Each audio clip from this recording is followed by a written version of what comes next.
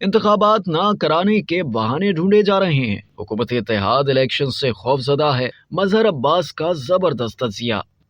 Senior सहाफ़ी और तजिया निगार मजहर अब्बास ने अपने कॉलम कहा इमरान का डर है में इंतखाबात के हवाले से हुकूमत की ओपोजिशन पर अपना माहिराना तजिया पेश करते हुए कुछ इस तरह से हुकूमत पर तंज किया। कहा कप्तान का डर है, कहा कप्तान तो होगा, कहा इमरान का डर है, कहा इमरान तो होगा, कहा एहतसाब का डर है, कहा एहतसाब तो होगा, कहा इंतखाब का डर है, कहा इंतखाब तो होगा, कहा इंसाफ का डर है, कहा इंसाफ तो होगा, कहा इंतकाम का डर है, कहा इंतकाम भी होगा। मजहर अब्बास लिखते हैं कि यकीन जानिए इस वक्त मौजूदा हुक्मरान इत्तेहाद की हालत कुछ ऐसी ही लग रही है कि कोई उज़र निकाला जाए इंतखाबात ना कराने का। हुकूमत ही क्या, अब तो हाल ही में इलेक्शन कमीशन में इंतखाबात मुलतवी कराने की इंटेलिजेंस एजेंसियों की रिपोर्ट देख कर अंदाजा होता है कि कुछ और हल्के भी शायद यही चाहते हैं। ये कहना कि दहशतगर्दी का खतरा है और इमरान खान समेत कई लीडर बशमूल बिलावल भुट्टो, मरियम नवाज टारगेट हो सकते हैं, ऐसा खतरा तो पाकिस्तान जैसे ममालिक में हमेशा रहता है। मगर आज हालात 2007 और 2013 से बेहतर हैं। काश ऐसी रिपोर्ट 2013 के इलेक्शन के वक्त आती जब तीन बड़ी जमातें PPP, ANP और MQM को तालिबान ने टारगेट किया और उनके कई रहनुमा शहीद भी हुए।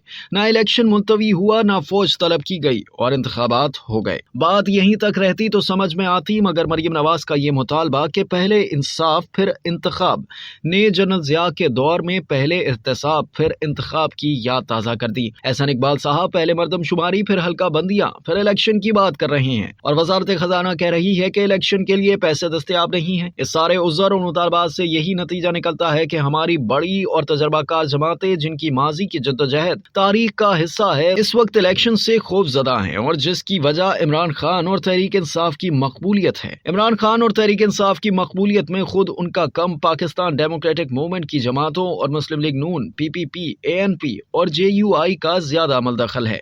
इस 11 माह की हुक्मरानी ने PTI के गिरते हुए ग्राफ को कहां से कहां पहुंचा दिया है। जो सीटें 2018 के इलेक्शन में उनके टोकरे में कराची और दीगर शहरों से उनके हक में डाली गई थी, वहां से अब वो बाआसानी जीतने की पोजीशन में आ गए हैं। अब साबिक सदर आसिफ अली जरदारी कप्तान को सियासतदान माने या ना माने, इस वक्त तो सियासत इसी के गिर्द घूमती नजर आ रही है। यही बात 80 की दहाई में मियां नवाज शरीफ के बारे में भी की जाती थी।